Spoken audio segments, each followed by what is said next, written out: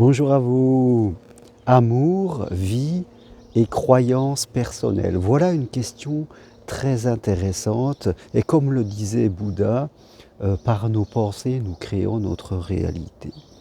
Ce que je veux vous dire par là, c'est que souvent, nous ne vivons pas la vie, nous ne vivons pas les amours que nous pouvons vivre, nous vivons la vie et les amours que nous croyons pouvoir vivre, parce que nous sommes tous plus ou moins pilotés dans notre inconscient par des croyances personnelles dont nous n'avons pas toujours, je dirais, conscience. Et comme je le disais aux 10 personnes qui sont venues marcher avec moi sur le chemin de Compostelle vers Rocamadour il y a déjà 10 jours maintenant, eh bien il y a deux réalités.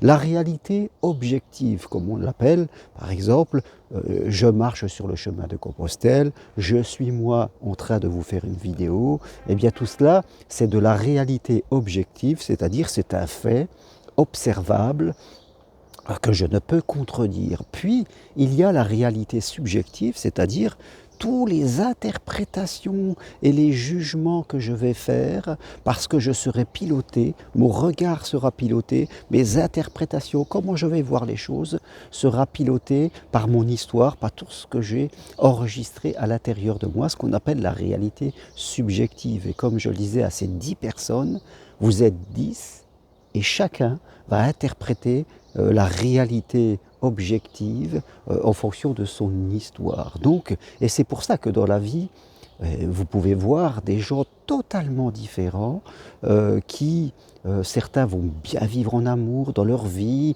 auront une relation avec l'argent, ils auront une bonne loi d'attraction positive et d'autres vont passer de galère en galère, vont attirer les mauvaises personnes, seront parfois dans le besoin financier. Alors quelle est la différence entre les deux? Eh bien, ça sera dans leur réalité subjective, c'est-à-dire dans toutes leurs interprétations, dans toutes leurs croyances, tous leurs enregistrements personnels qui vont faire que l'on peut mettre deux personnes dans une réalité objective, c'est-à-dire deux personnes dans la même situation. Deux personnes vont marcher sur le chemin de Compostelle, deux personnes vont participer à une soirée où elles peuvent faire des rencontres, eh bien, ces deux personnes ne vont pas vivre du tout la même soirée. Pourquoi? Parce que dans leur réalité subjective, c'est-à-dire dans toutes leurs croyances, eh bien, ces croyances vont pousser leur comportement, vont pousser leurs pensées et leurs émotions pour leur faire vivre des choses plus ou moins utiles ou plus ou moins difficiles et bloquantes. Donc, l'être humain doit progresser s'il veut vivre une vie non pas vraie ou fausse, mais utile pour lui, une vie épanouissante, une vie, une histoire d'amour, une relation au travail, une relation avec les autres, avec lui-même, avec l'argent.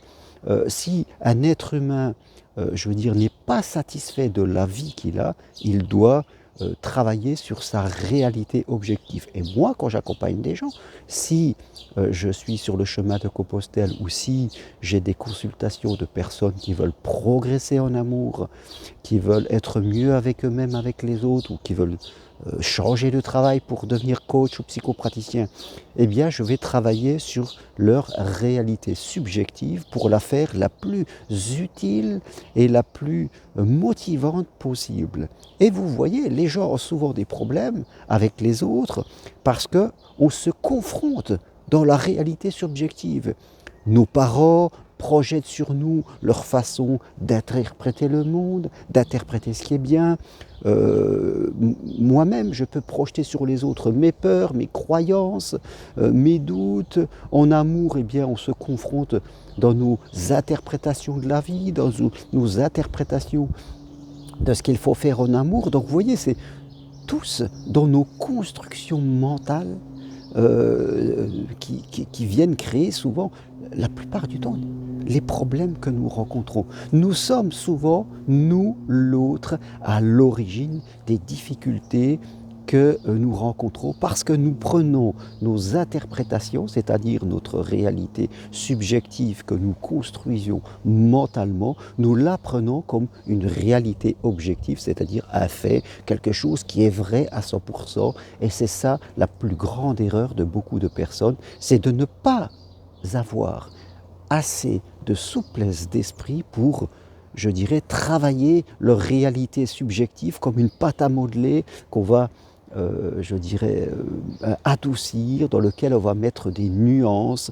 dans lequel, dans une situation, on va pouvoir l'interpréter de différentes façons. C'est ça qui fait que des gens sont souples dans l'esprit, des gens attirent à eux des bonnes choses, c'est que dans leur réalité subjective, c'est-à-dire ils ont conscience que ce qu'ils pensent n'est pas une réalité objective, n'est pas un fait, n'est pas une vérité, que fin de compte ça peut être vu de différents angles. Donc ils peuvent, les gens évolués qui ont travaillé sur eux, ils peuvent avoir des croyances et parfois des croyances limitantes, mais ils savent qu'ils ont ces croyances et ils sont capables à un moment de ne pas les écouter et de les transformer et de se poser la question, pour atteindre ce que je veux, qu'est-ce que j'ai besoin de croire? Ça c'est très important, cette question, posez-vous-la souvent.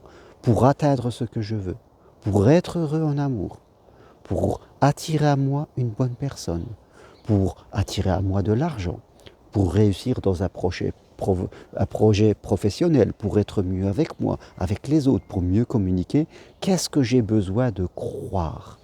Qu'est-ce que j'ai besoin d'apprendre? Voilà, ça ce sont des questions fondamentales à répondre et c'est comme cela que vous allez reprendre le contrôle de vos pensées et de votre cerveau et vous verrez que dès qu'on commence à changer une croyance, eh bien notre vie se transforme et on peut passer de nuages noirs au grand ciel bleu.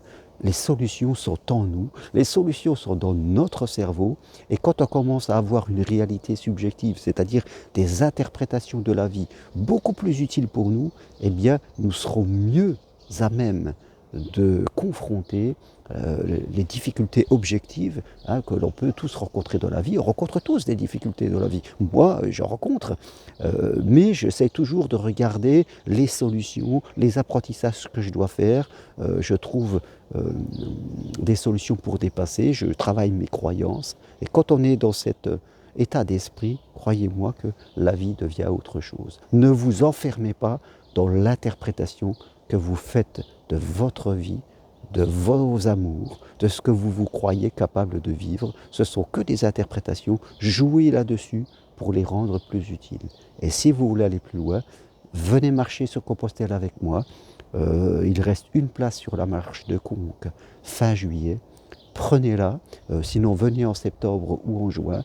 Toutes les infos sur mon site germainroncari.com, sur mon second site www.compostelle.com. Voilà. Soyez acteur de vos vies, soyez acteur de vos pensées, ne vous laissez pas dominer par vos pensées, vous devez prendre le contrôle de votre cerveau.